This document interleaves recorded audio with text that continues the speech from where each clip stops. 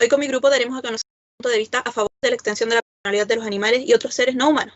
Para comenzar, definiremos qué es un animal. De acuerdo a la RAE, es un ser orgánico que vive, siente y se mueve por propio impulso. El ordenamiento jurídico chileno no se aleja mucho de esta definición y contiene algunos de los elementos que ésta posee y se encuentra en la Ley 20.380, artículo 2, inciso 1, donde se los reconoce como seres vivientes y sensibles que forman parte de la naturaleza. Esta última definición nos hace deducir que el ordenamiento jurídico acepta que los animales tengan sentimientos al igual que los seres humanos. Esto quiere decir que pueden ser individualizados y tratados como criaturas independientes o únicas. La expresión seres no humanos no está definida como tal en nuestro ordenamiento jurídico. Sin embargo, este es entendido como un objeto o mueble que puede desplazarse, enajenarse y percibirse por los sentidos. Los animales y estos seres no humanos están en la actualidad no por ningún tipo de personalidad jurídica ni responsabilidad ante la ley. De hecho, se posicionan en la misma condición de un objeto. La personalidad jurídica es aquella consistente en reconocer que una persona o entidad posee una serie de derechos y obligaciones sin necesidad del previo consentimiento. De hecho, Agustín Escuela menciona algunos de los atributos de la personalidad, que serían la capacidad de goce, la nacionalidad, el nombre, el patrimonio, el domicilio y ya. Estos son todos atributos observables o también posibles dentro de los animales. Entonces surge la interrogante: ¿merecen los animales una regulación de la personalidad jurídica teniendo en cuenta estos atributos? Un caso donde se realizó una interrogante similar es el caso del mono Naruto, quien se tomó una selfie y en los tribunales estaba discutiendo si poseería este animal o no los derechos de autor. Ahora bien, el ordenamiento jurídico reconoce a los animales como que tienen seres con sentimientos, pero no los expresa, no están al mismo nivel de los seres humanos, posicionando un caso como un secuestro, el de una persona humana sería un secuestro, mientras que si alguien secuestra a un animal sería simplemente un robo, siendo que la única diferencia existente entre los animales y las personas sería la capacidad de razonar. De hecho, un experimento con algunos chimpancés en el Instituto de Cacal registra esto y dice que los animales y las personas son bastante similares, no debiendo existir alguna diferencia. Ahora bien, el ordenamiento jurídico reconoce algunos derechos de los animales, tales como la Ley 20.380 sobre protección de animales, la Ley 21.020 sobre la tenencia responsable y el Código Penal en los artículos 291 que menciona el maltrato animal y el daño injustificado. Los animales actualmente son resguardados y protegidos en función de su utilidad para el ser humano. Además, si una mascota realiza un acto que atente contra un tercero, el dueño deberá responder, generando obligaciones que estarían a cargo del dueño. Obligaciones que están definidas dentro del significado de personalidad incluido en el ordenamiento. De cualquier modo, los animales y los seres no humanos poseen derechos tales como los que se encuentran en la Declaración Universal de los Derechos del Animal, declaración que fue adoptada por la Liga Internacional de los Derechos del Animal en el año 1977. A continuación, daré a conocer algunos de los artículos que se encuentran dentro de esta declaración. El artículo número 1 señala que todos los animales nacen iguales ante la vida y tienen los mismos derechos a la existencia. El artículo número 2, letra A, señala que todo animal tiene derecho al respeto, mientras que la letra B, que el hombre, como especie animal, no puede atribuirse el derecho de exterminar a los otros animales o de explotarlos, y así estaría violando este derecho. Letra C, todos los animales tienen derecho a la atención y a los cuidados y a la protección del hombre. El artículo número 3 señala que ningún animal sufrirá. El artículo número 4, que es el derecho a la libertad del animal. Y el artículo número 7, que es el derecho al descanso del animal. Y el artículo número 8, que habla de la experimentación del animal. O sea, no se puede experimentar con un animal. El artículo número es no explotación del animal. El artículo número 12, que habla sobre el crimen contra la especie, que eso equivale al genocidio. Y finalmente habla del artículo número 14, el cual la letra A habla sobre los organismos de protección y salvaguarda de los animales, ya que deben ser representados a nivel gubernamental, y la letra B, que los derechos del animal deben ser defendidos por la ley, como lo son los derechos del hombre. En fin, esta declaración se reflejan algunos de los derechos que poseen los animales no humanos,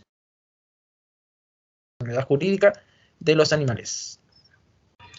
Un ejemplo de un país que marca una evolución legislativa con respecto a nuestra temática es Francia, mediante a la ley 2015-117, la que modificó su Código Civil definiendo al animal como seres vivos dotados de sensibilidad. Pero ¿cómo sucedió esto? Un ser único, irreemplazable y vivo fueron las palabras que ocupó el Tribunal Superior de Apelaciones en Francia, que este es el Tribunal Civil de mayor rango, para definir a un animal de compañía en una sentencia del 9 de diciembre del 2015. Esto ayudó a la creación de la ley mencionada anteriormente, que modificó específicamente el artículo 515-14, dándole esta sensibilidad al animal. Ahora, volviendo a temas internacionales, con la Declaración Universal de los Derechos de los Animales, específicamente en el artículo 9, inciso primero, que nos señala que la personalidad jurídica y los derechos deben estar reconocidos por la ley. Esto nos dice que todos los estados soberanos pueden y deben garantizar una identidad jurídica, como sea que esto les plazca. Así sale una teoría en el derecho positivo francés que definía la personalidad jurídica, moral y física, quedando en este último que definiría a la persona, pero gracias a que esta tenía poca limitación se pretendía extender. Esto mediante una teoría doctrinaria que salió en una conferencia de Toulon, que pretendía o tenía como objetivo principal crear una nueva identidad jurídica llamada la persona no humana.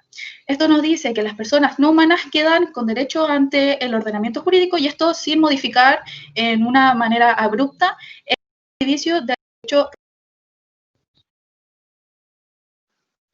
Bueno, el animal es un ser vivo distinto a una cosa, bajo una premisa de la Declaración de los Derechos Universales de los Animales, dejando regulado las obligaciones al poseedor de este, tomando así un ente vivo que siente, que se expresa, que está dotado por la responsabilidad del dueño, otorgándole así una personalidad jurídica medida por el ser humano, la cual voy a hacer referencia a la definición del jurista francés René de Moguet, que señala y hace síntesis que el hombre, que la vida del hombre merece acaso distinto respeto que la vida de un animal.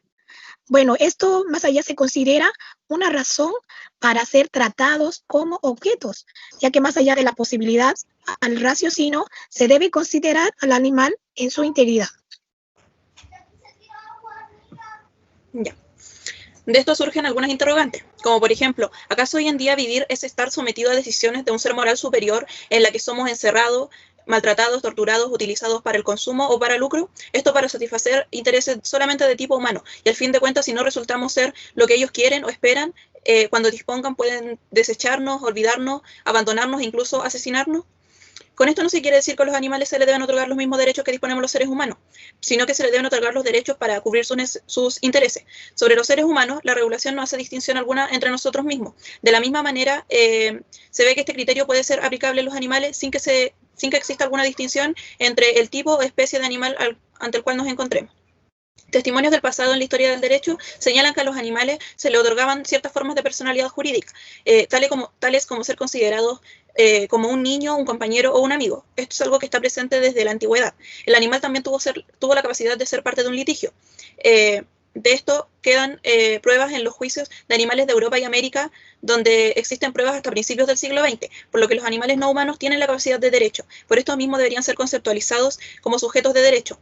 El fuerte lazo que une al hombre y a un animal ayuda en parte a esta petición de reconocimiento jurídico que surge con frecuencia y que ya ha sido aceptada por el derecho positivo. Ahora bien, una problemática que surge es quién o quiénes serían los responsables de representar a estos animales al momento de vulnerar estos derechos. Por regla general, las organizaciones o agrupaciones de promoción de los derechos de los animales se han hecho cargo de esto. Además, surgen otras interrogantes, como ¿cuál es el carácter de las normas que protegen a los animales en la actualidad? ¿Y cuáles son las razones por las que los mantienen en la categoría de cosas? Hoy en día se establece el bienestar y la protección legal. Esto quiere decir que necesitamos un equilibrio entre los intereses de la persona y de los animales. Esto con el fin de constituir un trato humanitario y disminuir el sufrimiento innecesario. El bienestar y la protección surge cuando las personas nos damos cuenta del sufrimiento de los animales y de los seres no humanos. Pero, ¿qué sucede actualmente con el zoológico, las casas, los experimentos contra los animales?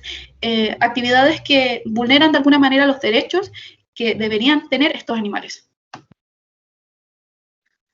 Muchas veces se ha considerado la idea, hasta el día de hoy, creen que los animales no padecen sufrimiento, tal como padecemos los seres humanos, y a estos animales los tratan los tratan tal como padecemos los seres y piensan que no sienten dolor, no sienten estrés, no sienten sufrimiento. Es por esto que se considera que todos los seres vivos y no humanos se expresan mediante sentimientos como cualquiera de nosotros. Es por eso que nuestra posición es favorable a la extensión de la personalidad de los animales y entre otros seres no humanos.